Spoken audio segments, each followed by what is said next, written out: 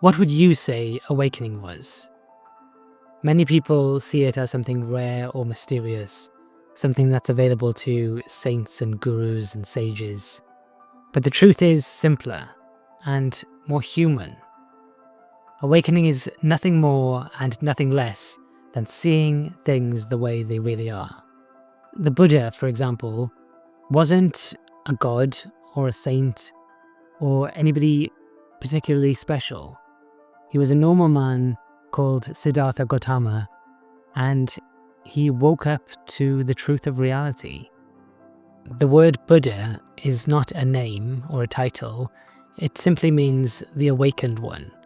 And actually, the Buddha that we most commonly know, Siddhartha Gautama, isn't the only Buddha. He is one of many people who have become awakened. But the paradox is, the more we try to awaken, the further away it seems to slip. So how do we live with this paradox? It really is the great joke of spirituality. The ego is saying, I want to be enlightened, I want peace, I want freedom. But really, it is the ego that is standing in our way. Awakening isn't about achieving something.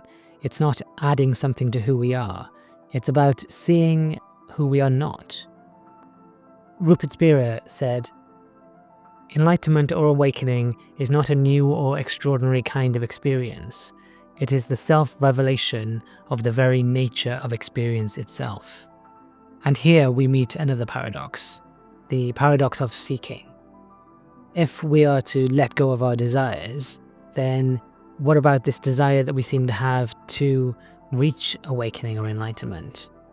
It's something that we clearly have. Like, why are you watching this video right now if you are not seeking some kind of spiritual answer? And it's recognized across spiritual traditions. Jesus said, "Blessed are the poor in spirit," or some translations put it as, "Blessed are those conscious of their spiritual need." That yearning, that restlessness is why we seek. But then what if there is nothing to seek? You could close this video right now and go and watch Netflix. Would that be any better? Would it be any worse? All I can say right now is that you do have this spiritual need that you're conscious of, and you don't need to push it away or fight it or think that it has to end, because ending the seeking is the path to awakening, because all of this just keeps coming back to the ego all of the time. What we can do is just pay attention to that desire, the same way that we pay attention to our thoughts and to our feelings and to the things that are going on around us.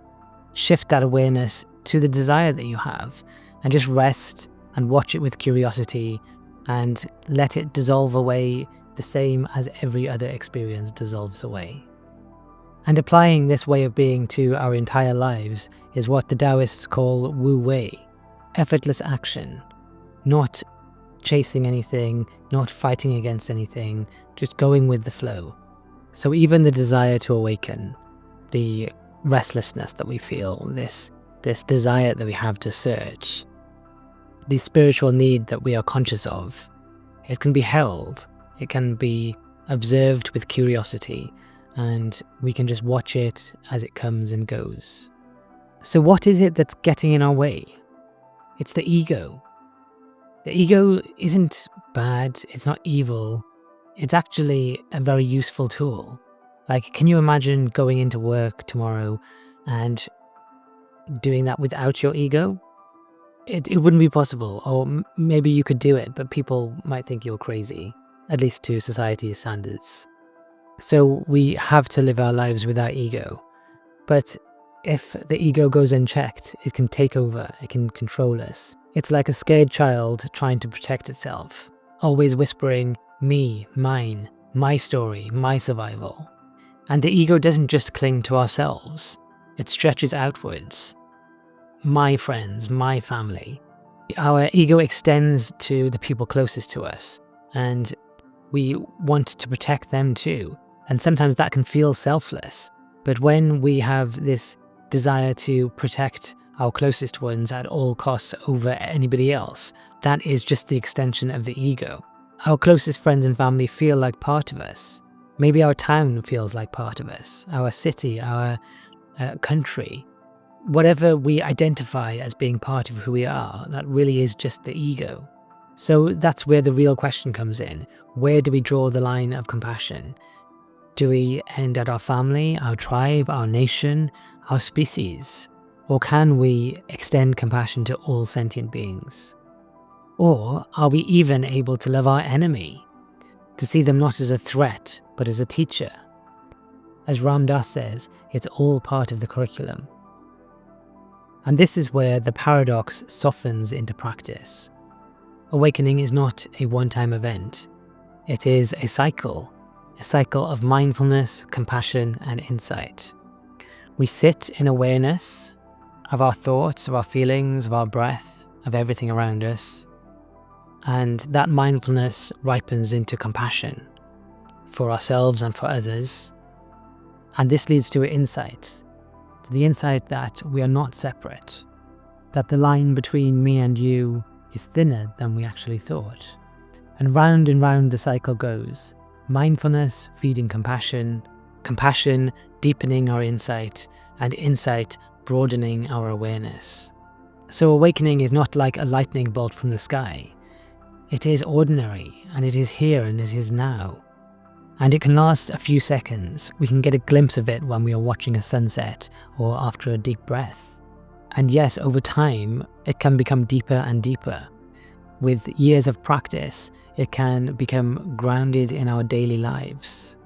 And that's why mindfulness practice matters, because at any moment we can pause, we can become aware, we can just pay attention to what's going on, and then the ego loosens, the story starts to disappear, and awakening starts to shine through.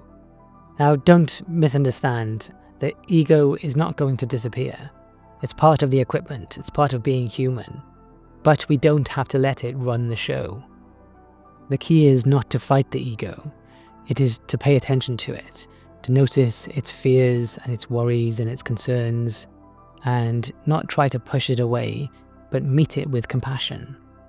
Because once we see the ego for what it is, for a mask, for a frightened child, then it begins to relax, and it's no longer the center of our universe.